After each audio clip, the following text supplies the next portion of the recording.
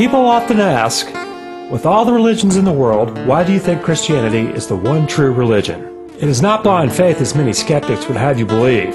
God foresaw this problem and gave us solid rational evidence to base our decision on. He proved his transcendence over time by accurately predicting future events in the Bible. This alone is reason enough to see that the Bible is not the work of mere mortal men.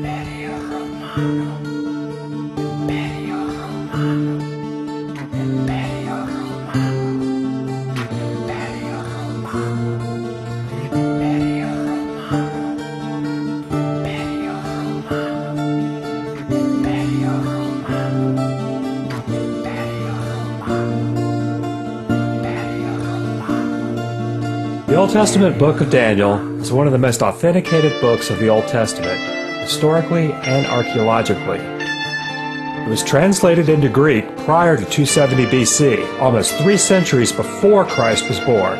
This is a well-established fact of secular history. Israel had been conquered and enslaved by the Babylonians. Jerusalem had been destroyed. Daniel was in captivity in Babylon. In Daniel 9, the angel Gabriel appeared to Daniel and gave him a 4-verse prophecy that is unquestionably the most remarkable passage in the entire Bible. Daniel 9, 24 through 27. The 4 verses include the following: the scope of the entire prophecy, the 69 weeks, an interval between the 69th and 70th week, and the 70th week. 77s are decreed for your people and your holy city, to finish transgression, to put an end to sin, to atone for wickedness, to bring in everlasting righteousness, to seal up vision and prophecy, and to anoint the most holy. The idiom of a week of years was common in Israel. Take note of the very specific prediction made in verse 25. Know and understand this: from the issuing of the decree to restore and rebuild Jerusalem, until the Anointed One, the ruler, comes, there will be 7 sevens and 62 sevens. It will be rebuilt with streets and a trench, but in times of trouble. Gabriel is telling Daniel exactly when the Messiah will appear. This includes a testable mathematical prophecy. The Jewish and Babylonian calendar used a 360-day year. 7 sevens or weeks plus 62 sevens or weeks equals a total of 69 weeks. So we have 69 weeks of years. It's 483 years. 483 years times 360 days a year is 173,880 days. Also take note in verse 25, it says it will be built with streets and a trench, but in times of trouble. The emphasis in the verse on the street and the trench was to avoid confusion with other earlier mandates confined to just rebuilding the temple. The commandment to restore and rebuild Jerusalem proper was given by Artaxerxes Longimanus in 444 BC.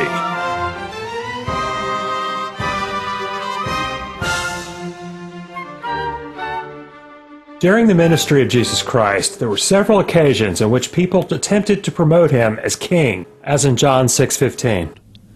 Jesus, knowing that they intended to come and make him king by force, withdrew again to a mountain by himself. Then one day, he meticulously arranges to ride into the city of Jerusalem on a donkey, deliberately fulfilling a prophecy by Zechariah that the Messiah would present himself as king. And just that way. Rejoice greatly, O daughter of Zion. Shout, daughter of Jerusalem. See, your king comes to you, righteous and having salvation, gentle and riding on a donkey, on a colt, the foal of a donkey.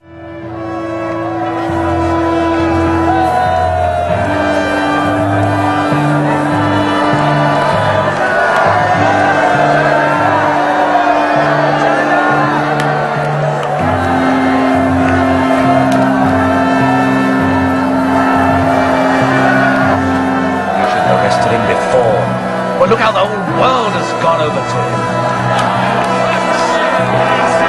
He could be very dangerous. He must be stopped.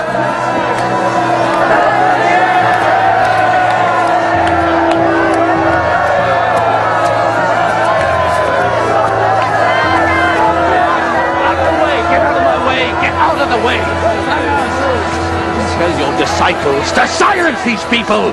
This is blasphemy. If I tell them to be quiet, then the very stones of this city would cry out, Hosanna!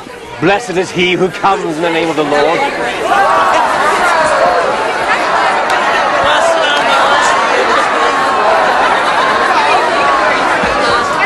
Do you hear what these children are saying? Yes. And have you never read, from the lips of babes you have perfected praise?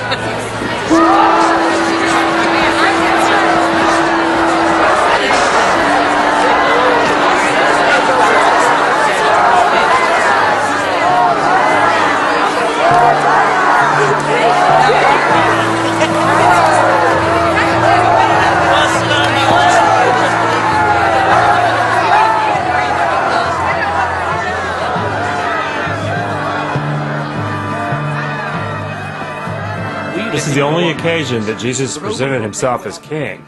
It occurred on Passover in 33 AD. Passover always begins on the 14th day of the Jewish lunar month of Nisan. Crucifixion must have occurred in a year when the Jewish date was on a Friday. It happens to fall on April 3rd, 33 AD. Examine the period between 444 BC and April 33 AD, we discover that it's 483 years exactly as predicted.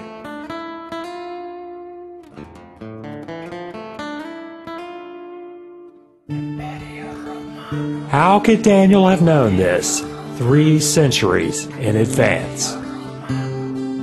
As Jesus approached the city on the donkey, he also predicted the destruction of Jerusalem. They will dash you to the ground, you and the children within your walls. They will not leave one stone on another, because you did not recognize the time of God's coming to you. Notice how Jesus even held them accountable to know this astonishing prophecy in Daniel 9. As Daniel had predicted, it was exactly 173,880 days later.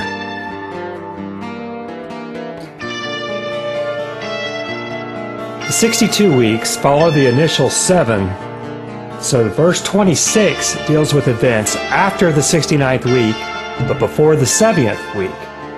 These events include the Messiah being killed and the city and sanctuary being destroyed. Daniel 9:26. After the 62 sevens, the Anointed One will be cut off and will have nothing. The people of the ruler who will come will destroy the city and the sanctuary. The end will come like a flood. War will continue until the end, and desolations have been decreed. The Anointed One was cut off at the crucifixion. As you can see, Daniel predicted this 3 centuries in advance as well. The city and sanctuary were destroyed 38 years later when the Roman legions under Titus Vespasian leveled the city of Jerusalem in AD 70, precisely as Daniel and Jesus had predicted. There is a remaining 7-year period to be fulfilled. This period is the most documented period in the entire Bible. The interval between the 69th and 70th week continues, but it is increasingly apparent that it may soon be over.